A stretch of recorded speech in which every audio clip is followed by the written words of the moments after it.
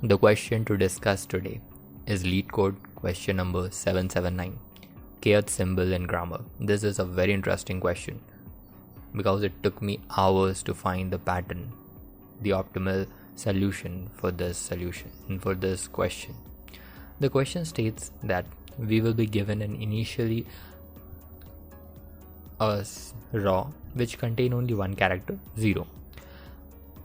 The pattern here is we will be creating our subsequent raw by looking at our previous raw and tracing and looking at all the character there.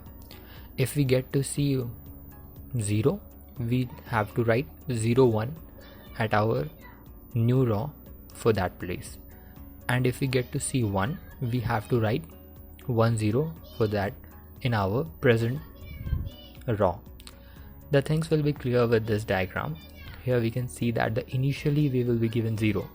The second raw we are defining by looking at our previous raw which has only 0, so we will write 0, 1.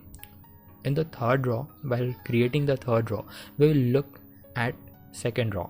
Here we will get to see first 0, so we will write 0, 1 because as I have told you earlier, 0 will be replaced by 0, 1, and the second character in the second row is 1, so we will write 1, 0 there in our third raw. This is the pattern, and we have to, and the question here is what it is asking is if it will give us the n and k, two values. We have to answer what's there at the position. That means whether it is 1 or 0 at the nth row, at the kth place of the nth row. It is a 1 indexed, so we will consider our very first raw as row number 1 and the very first index as 1. And I came up with a very optimal approach to solving this question. Here we can see that what I want to convey is if we given n is equal to 2, k is equal to 2, the answer would be, we can see that at second raw at k is equals to 2, it is 1, so we will return 1. Similarly, if n is equals to 4 and k is equals to 7, we will look for the nth raw, that is fourth raw, 7th position, it's 0, so we will return 0.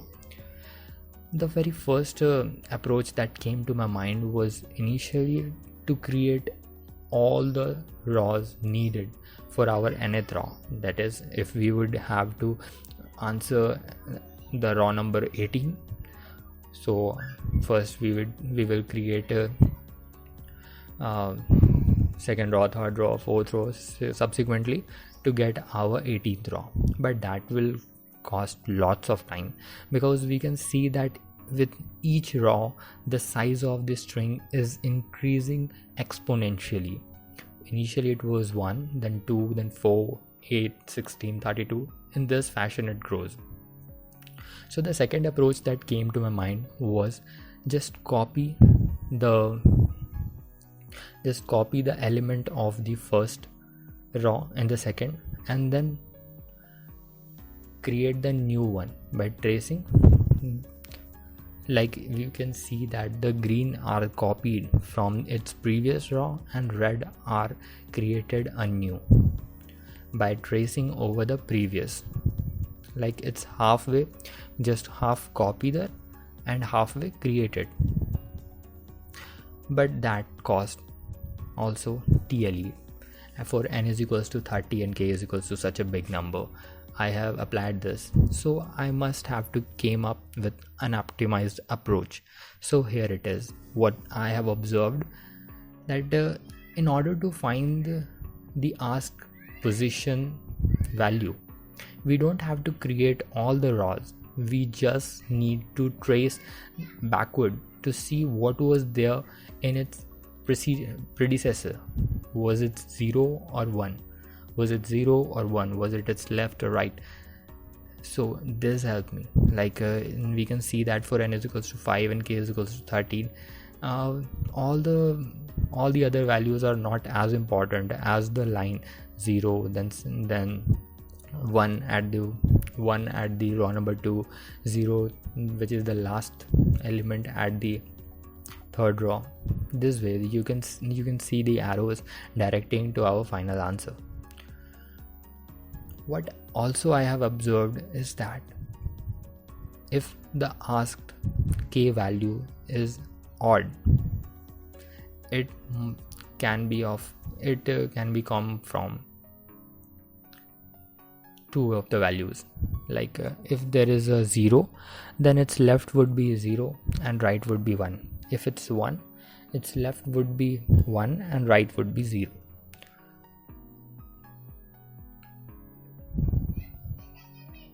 We can trace the pattern here, like 1, 2. The catch over here is if the index value is an even number, as we can see here, 4, then what we will do, we go to its just a half value, like it's 4, then we will go to 2. But if it's 7, we won't go for 3, we will go for 4. It's like ceiling value of the kth. Like if it's odd, then we will round up to its ceiling value, like it's 13, so we don't go for 6 in our previous row, we will go for 7. So we can trace here the path. To have an idea about tracing back, we will creating a string like left right, so that some pattern will get recognized. Like if we would be asked k is equals to 52, we just have to divide it. It's 26, it's an even number, we don't have to round, so we will write r, like we will go to its right now. If the number is odd, we will go to its left. So you can see here, as if the k is an odd number, we will append L to our answer string, and if it's an even number, we will append R to its our answer string. So in this way we can trace backward the path, and while coming to our answer, we can trace in right direction in the string. Like as I have told you that the left and right of 0, what is 0's left is 0 and 0's right is 1. So we will iterate through the answer string. First, initially we know 0. So if it was R, then we will move right from our previous, which was 0. We will come to 1. It was 1, right to 1 is 0, left to 0 is 0, left to 0 is 0, 0 to right to 0 is 1, and 1 right to 1 is 0, and right to 1 is 1. In this way we got the answer without creating those heavy strings. Like we can see the code here, and this is the final code that I have written, so to get the code run optimally best, and this is very optimal. This was the approach that came to my mind. Thank you.